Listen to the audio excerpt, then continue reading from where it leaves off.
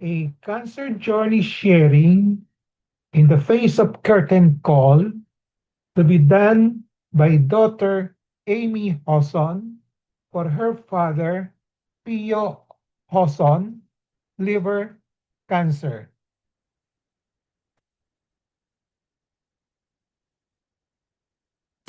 Hi, I'm Amy, and I'm a daughter of Attorney Pio Hoson, one of Dr. Reynaldo Hoson's patients.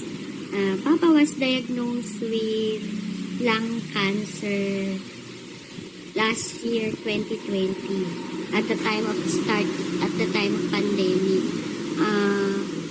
We never had a chance to give him the proper examinations to know his stages, but we tried to consult Dr. Hoson through online so we may know the details of what to do and proper advice as a doctor. Then we learned that through the examinations here in our province in Catanduanes, we learned that it's already stage 4. But Papa never had the chance to do the other medication. So Dr. Ray Hoson told us that we just follow the palette or the food that we need, that the Papa's needs. We have to give him all what he wanted. Then as Papa has a illness, he tried to be happy. He sometimes dance the cha-cha even when he's lying on bed, and sometimes he sing the Humperdinck song because it's his favorite singer. And I noticed Papa has a strong mind because he never gave us the reason to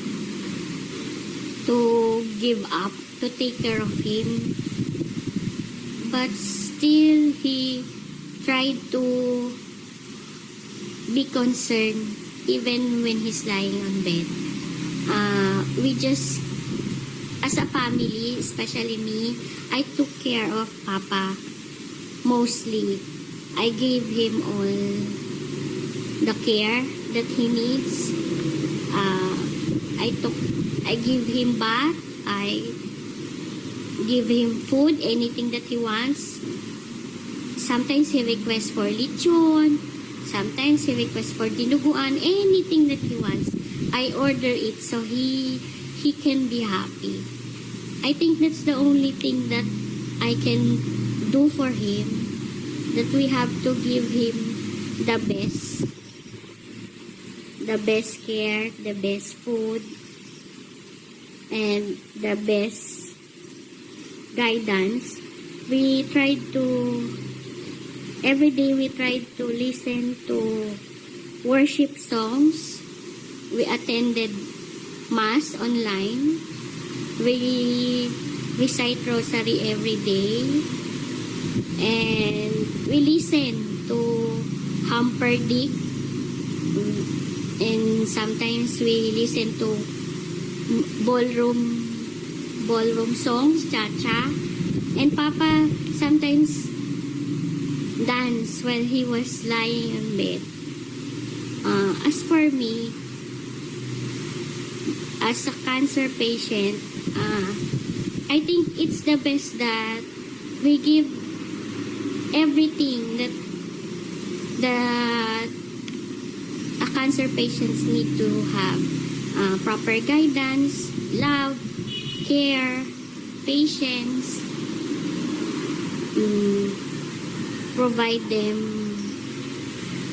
all the care that we have to give, even until the last day of his life. Because I think being a cancer patient,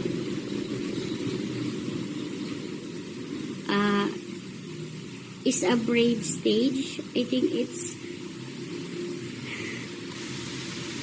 I think having a having a cancer patient, sometimes the family needs to be strong to give all the faith that we have and pray more so we can surpass. And I never show Papa that I'm afraid to lose him. But after all, I know that I need to be with him in every minute of his life. So I thank you, Dr. Ray, for assisting us, for guiding us, and for other patients. When you need to be strong, you need to be brave, you need to have faith that God will always be with you and will heal you and will guide you to your life. Thank you. Video showing Mr. Pio Hoson dancing cha-cha on his bed.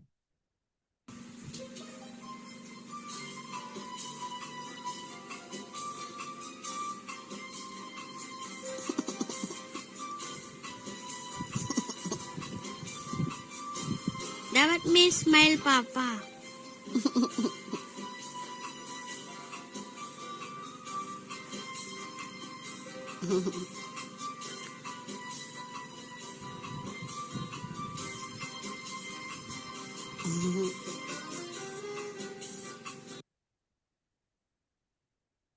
Mr. Pio Hoson has formulated and implemented very well his near end of life intentional life plan from the time he was diagnosed to have a terminal illness of liver cancer. He died a happy death. He died with dignity. Here is his near end of life intentional living plan. I will try my best to stay alive and productive up to the last moment on earth while accepting my near end of life status. Accept my near end of life status. Make peace with my God or Creator. Make peace with other people or everybody. Endorse my stuff or material possessions. Make a living will. Make clutter management of my possessions. Make an advance directive on how my family or guardian would manage me when I am near death and after I die. Ban or maximize bonding with my family and or significant others. Enjoy myself to the maximum or fullest. When I am near death, do not try to revive me anymore with artificial medical means. Allow natural death. Do not resuscitate me anymore, such as cardiopulmonary resuscitation and defibrillation. Do not intubate me for an artificial respiration. Do not dialyze me. Do not put any tube into my body except for intravenous catheter for channeling pain medications. Just give me comfort-focused treatment with medications to relieve my pain and suffering rather than delaying my death. For these reasons, a posthumous certification has been given to Mr. Pio Hoson through his family. May he serve as an inspiration to other people with a terminally ill medical condition or disease. May he also serve as an inspiration to other people to have an intentional living plan to prepare for an eventual happy death.